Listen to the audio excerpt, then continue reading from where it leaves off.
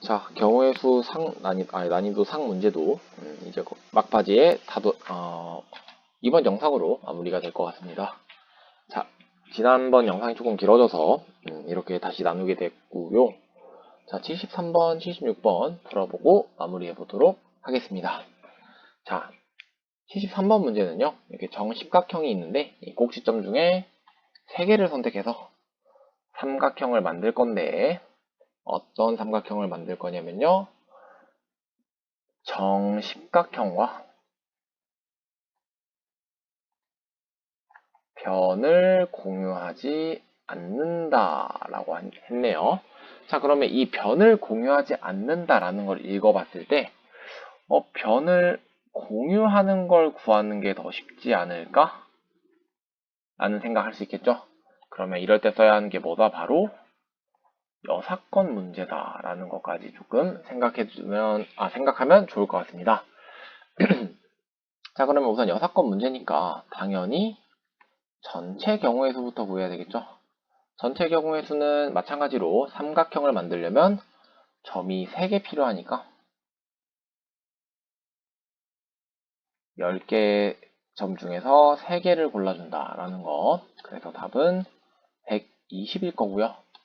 자, 이때 반드시 주의해줘야 하는 게 한 직선 위에 있으면 삼각형이 생기지 않는다라는 사실 기억해 주셔야 되고요.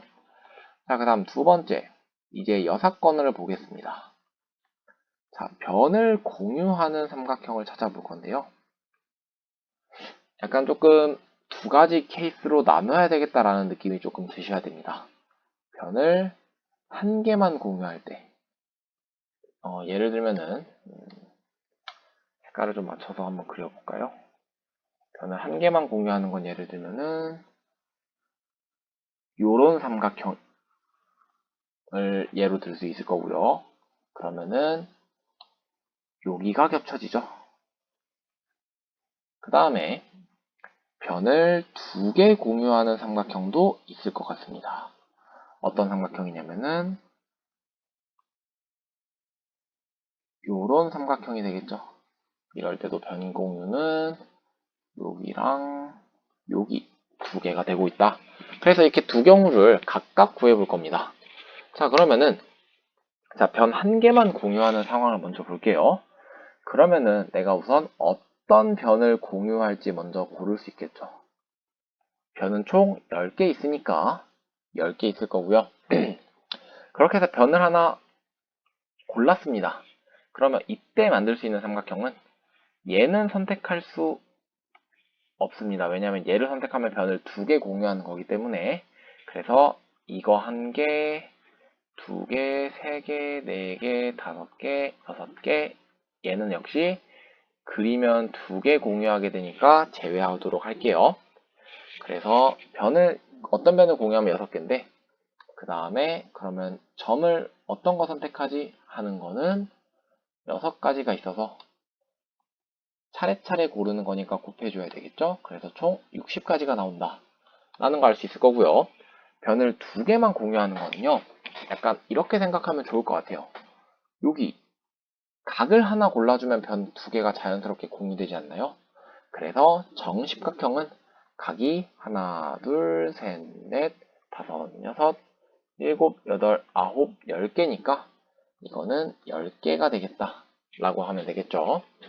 그래서 마지막 계산입니다. 전체 경우 120개에서 안 되는 거 60개랑 10개를 빼주니까 답은 50이다. 이렇게 해서 첫 번째 문제 풀어줄 수 있겠고요. 자, 두 번째 문제는요. 이렇게 점이 10개 있는 상황에서 평행사변형을 만들려고 했네요.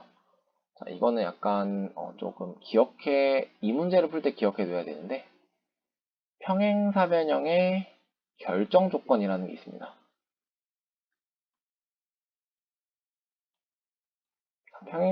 평행사변형의 결정 조건은 총 5가지가 있는데요. 언제 배웠는지 기억이 잘 안 나는데 중학교 때 배웠을 거예요. 자, 어떤 경우들이 있냐면요. 듣고 보면 좀 당연하거든요. 근데 이제 조금 당연하지 않은 것들 조금 있어서 짚고 넘어갈게요. 자, 첫 번째는요. 당연히 2개가 이렇게 평행하면은 평행사변형이 될 거고요. 두 번째는 마주보고 있는 대변의 길이가 똑같으면 평행사변형이 될 거고요. 또 하나는 대각의 크기가 똑같으면 평행사변형이 될 겁니다. 이렇게 세 개 정도는 조금 다들 알만한데요. 이제 조금 중요한 특징 두 가지가요. 첫 번째는 대각선을 그었을 때 대각선이 중점에 찍힌다는 거. 그리고 마지막으로 평행하고 똑같으면은 평행사변형이 된다라는 거. 그리고 이걸 이제 왜 굳이 쌤이 알려줬냐면요. 이 다섯 번째 걸 이용해서 이번 문제를 풀 거기 때문입니다. 자, 지금은 일단 평행한 선이 지금 그려져 있는 상태잖아요. 그러니까 내가 위아래에서 길이가 똑같은 선분만 뽑아내면은 평행사변형이 결정되겠다 라는 사실을 이해해 주셔야 돼요. 그게 바로 이 문제의 핵심 포인트입니다.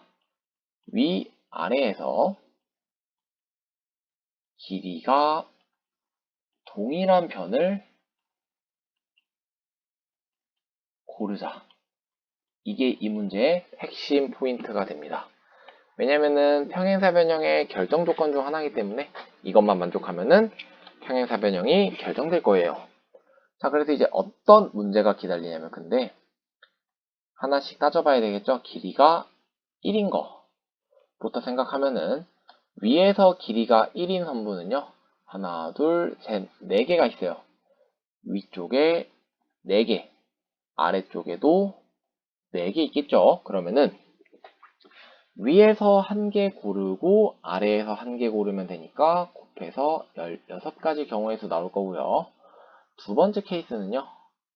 이렇게 선분 길이가 2인 거, 뭐 정확히 2는 아니지만 이렇게 변 2개짜리가 들어가는 거 생각해 보면은 하나, 둘, 3개가 된다라는 거 알 수 있겠죠?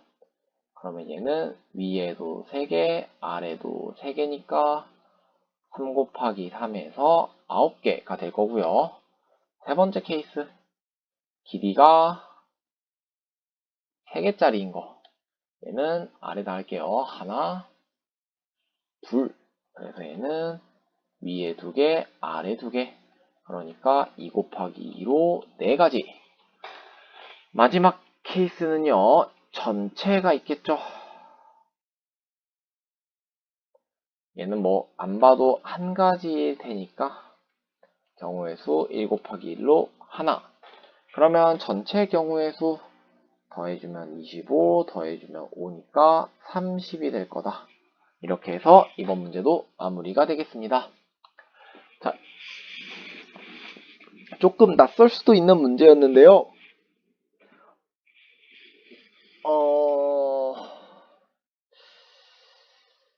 네, 이렇게 해서 마무리가 될 것 같습니다. 자, 결국에 이제 평행사변형 결정 조건이 있었어요. 그죠? 그래서,